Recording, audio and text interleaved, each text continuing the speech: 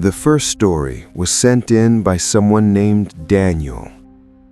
Daniel said this happened when he was 19 years old during his first year of college. At the time, he was trying to save as much money as possible. He did not own a car, and public transportation was limited where he lived, so he walked everywhere, to class, to the grocery store, to his part-time job. According to his phone, everything he needed was within walking distance. Or at least that is what the map application told him. One night, Daniel stayed late at a friend's apartment to study for an important exam. They lost track of time, and by the time Daniel finally decided to head home, it was already around 11:30 p.m. The streets were quiet, almost empty, and the air felt heavier than usual. Before leaving, Daniel checked his phone to see the fastest way back to his apartment. The map suggested a shortcut. Instead of following the main road, it showed a path through what appeared to be a small park. Taking that route would save him nearly 15 minutes. Daniel hesitated for a moment, but 15 minutes felt worth it. He had taken shortcuts before, and nothing bad had ever happened. So he followed the directions and turned off the main street. At first, the area really did look like a park. There were tall, old trees on both sides of the path. The sidewalk was cracked and uneven, with patches of dirt showing through. A few wooden benches sat under the trees, covered in dry leaves that had clearly been there for a long time. After walking for about a minute, Daniel started to feel uncomfortable. Not because he saw anything strange, but because of how the place felt. The temperature seemed to drop suddenly. It was not the normal cold of nighttime air. It felt deeper, like the cold you feel when stepping into a basement that has not been used in years. Daniel slowed his pace and looked around. That was when he noticed the first headstone. It was partially hidden by tall grass and barely visible under a weak streetlight. The stone leaned forward as if the ground beneath it was slowly pulling it down. Daniel stopped walking and stared at it, trying to process what he was seeing. He pulled out his phone again and zoomed in on the map. The green area he was walking through had no name, no label, no park title, no marked trails, just an empty green shape on the screen. Daniel felt a small wave of nervousness, but he tried to stay calm. As he continued walking, more headstones appeared. Some were upright, others were tilted or cracked. Most of the names were worn away, making them difficult to read. A few of the stones were smaller than the rest, which made Daniel uncomfortable in a way he could not fully explain. He told himself this must be an old cemetery that had been forgotten when the town expanded. It was unsettling, but still something that made sense. That calm thought disappeared the moment he heard footsteps behind him. At first, Daniel assumed another person had taken the same shortcut. He slowed his pace slightly, expecting the person to walk past him. They did not. The footsteps stayed behind him, matching his speed perfectly. He sped up. The footsteps sped up too. His heart started beating faster. He stopped walking completely. The footsteps stopped at the exact same time. Daniel stood still for a few seconds, listening. There was no wind, no voices, just silence. Finally, he turned around. There was no one there. No movement, no sound, just rows of graves stretching into the darkness and trees gently swaying above them. Daniel let out a nervous laugh and turned forward again, telling himself he was overreacting and stress from studying was getting to him. But the moment he took another step, he heard something that made his chest tighten. breathing. It was not his own. The sound was slow and uneven, and it felt extremely close, close enough that it sounded like it was right behind his ear. Daniel did not turn around this time. He ran. He ran straight through the cemetery, ignoring the paths completely. He stumbled over roots and nearly fell more than once, but he did not stop.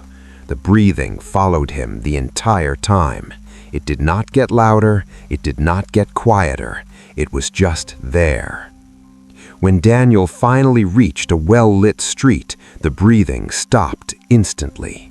He slowed down and looked back. From the sidewalk, he could clearly see the entrance to the cemetery. A rusted metal gate stood open, and a sign hung crooked from one side. The sign read, "Riverside Burial Grounds, closed since 1928. When Daniel got home, he locked the door and sat awake for a long time. Later that night, he searched the cemetery online. There were no recent photos, no social media posts, just one old article mentioning that several graves had been found disturbed decades ago, with no clear explanation ever given. Daniel never took that shortcut again. Itsy bitsy spider went up the water spout. Down came the rain and washed the spider out. Out came the sun. The second story comes from a woman named Rachel. Rachel grew up in a small town where almost everyone knew each other. It was the kind of place where news traveled fast and nothing unusual went unnoticed for long. The cemetery in her town was small and old, tucked quietly behind a church at the edge of town. Most of the people buried there were relatives of people who still lived nearby. Because of that, the cemetery felt familiar, not comforting, but known. So when something changed in a place like that, it stood out immediately. Rachel had a strict routine. Every morning before work, she went jogging. Same route, same time, same quiet road with barely any traffic. Part of her route took her past the cemetery fence, and she had done it so many times that she recognized certain graves without even trying. She knew which headstones leaned slightly to the left, which ones had flowers year-round, which ones belonged to families that still lived in town. One morning, while jogging as usual, Rachel noticed something that made her slow down. Near the back of the cemetery, close to the tree line, there was a fresh mound of dirt. There was no headstone, no flowers, no marker of any kind, just a pile of disturbed earth that looked darker than the surrounding ground. At first, Rachel did not think much of it. Funerals happened, even in small towns. But what bothered her was how fresh it looked. The dirt had not settled at all. It looked like it had been moved recently, very recently. She glanced around, scanning the ground near the fence. There were no tire tracks from construction vehicles, no footprints, nothing that explained how it got there. The next morning, Rachel jogged past the cemetery again. The mound was gone. The ground was completely flat, as if it had never been disturbed at all. The grass looked normal, nothing seemed out of place. Rachel told herself she must have imagined it and continued with her routine. 2 days later, the mound was back. Same location, same size, same shape. Still no headstone. This time, Rachel stopped jogging completely. She walked closer to the fence and stared at the mound for several seconds. That was when she noticed something new. The grass around the disturbed soil looked wrong. It was not dry or dying slowly. It was dead, darkened, flattened, and slightly sunken into the ground, as if something heavy had pressed down on it for a long time. Rachel felt a strange tightness in her chest and decided to leave. That night, she could not sleep. The image of the mound kept replaying in her mind. Around midnight, she made a decision she later regretted. She got into her car and drove back to the cemetery. She parked across the street and turned off the engine. The area was silent. No lights, no movement, just the faint outline of headstones behind the fence. For nearly an hour, nothing happened. Then the ground moved. It was not sudden or violent. It was slow, subtle, almost careful, like something beneath the soil was shifting its position. Rachel felt her heart start to race. Her instinct told her to leave, but she stayed. Her hands were shaking as she picked up her phone and turned on the flashlight. The beam of light landed directly on the mound. The soil rose slightly, not enough to break apart, just enough to push upward from below, slowly forming the clear outline of a shoulder pressing against the dirt. Rachel screamed and dropped her phone onto the passenger seat. For a few seconds, she sat frozen in fear. When she finally picked the phone back up and shined the light again, the mound was completely flat. Nothing moved. The next morning, the cemetery was surrounded by police tape. Officers were walking the grounds, and the entrance was blocked off. By the afternoon, the disturbed area was gone once again. No mound, no dead grass, nothing. Rachel later found out there had been no burial scheduled, no missing persons reports, no records of anyone being placed in that section of the cemetery. To this day, that area remains empty. Rachel changed her jogging route. No one runs past the cemetery anymore. Itsy bitsy spider went up the water spout. Down came the rain and washed the spider out. Out came the sun. The final story was sent in by someone named Mark. At the time this happened, Mark worked as a night watchman at a large cemetery just outside the city. The job paid better than most night shifts, and for the most part, it was boring. That was actually why Mark liked it. Nothing ever happened. No crowds, no noise, just quiet patrols and long hours. His duties were simple: walk the grounds, check the gates, make sure nothing was damaged, and report anything out of the ordinary. Mark worked alone every night. The cemetery itself was enormous. It stretched farther than it looked during the day, with long rows of graves separated by narrow gravel paths. Tall trees stood between sections, blocking most of the moonlight. At night, the place felt completely cut off from the rest of the city. Even distant traffic sounds seemed to disappear once you walked deep enough inside. One night, during his usual rounds, Mark noticed something unusual near the far end of the cemetery. There was a light. At first, it was faint, a warm yellow glow moving slowly between the headstones. It looked like a lantern, the kind someone might carry while walking carefully through the dark. The light moved calmly, stopping briefly, then continuing forward. Mark assumed it was a visitor who had stayed too late. It was against the rules, but it happened to time. Some people ignored closing hours. He started walking toward the light and called out, telling the person that the cemetery was closed and they needed to leave.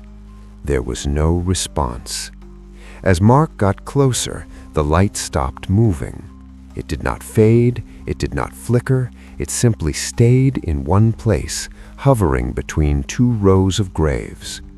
That was when Mark noticed something that made him slow down. There were no footsteps. He could not hear gravel shifting, no branches snapping, no sound of movement at all. The light did not cast any moving shadows on the ground either. There was only the light. Mark continued forward cautiously and reached the row of graves where he had last seen it. There was nothing there. No person, no lantern, no sign that anyone had been standing there at all. Before Mark could think about what to do next, his radio suddenly crackled to life. A voice came through the speaker, low and distorted, as if the signal was breaking apart. "Stop walking." Mark froze in place. He raised the radio and asked who was on the channel, assuming another guard was playing a joke. The cemetery had more than one guard, even if they worked different shifts. The radio remained silent for a few seconds. Then it crackled again. "You're standing on it." Mark felt a chill run through him. Slowly, he looked down. The grave beneath his feet was open. The soil around it was dark and uneven, clearly disturbed. Inside, a coffin was visible. The lid was not fully closed. It was partially shifted to one side, as if it had been pushed from inside and then left that way. Mark took a slow step backward. His heart was pounding so hard he could feel it in his chest. He kept his eyes on the open grave, afraid to look away. That was when the light behind him turned on again. The warm yellow glow returned, stronger than before. This time it was not floating, it was being held. Mark turned just enough to see it clearly. A tall figure stood beyond the graves, completely still. Its shape blended into the darkness, making it difficult to see details. The only clear feature was the arm holding the lantern. The light illuminated part of the ground, but not the figure's face. It did not move. It did not speak. It simply stood there, facing him. Mark did not wait. He ran. He ran through the paths, ignoring where he was going, until he reached the guard station at the front of the cemetery. He locked the door behind him and sat down, breathing heavily. His hands were shaking as he called his supervisor and explained what he had seen. By the time additional staff arrived, the cemetery looked completely normal. The grave Mark described was sealed. The ground was smooth, with no signs of recent disturbance, no reports, no explanations, nothing. Mark quit the job the next day. The cemetery hired someone new shortly after. According to Mark, that person did not stay very long either.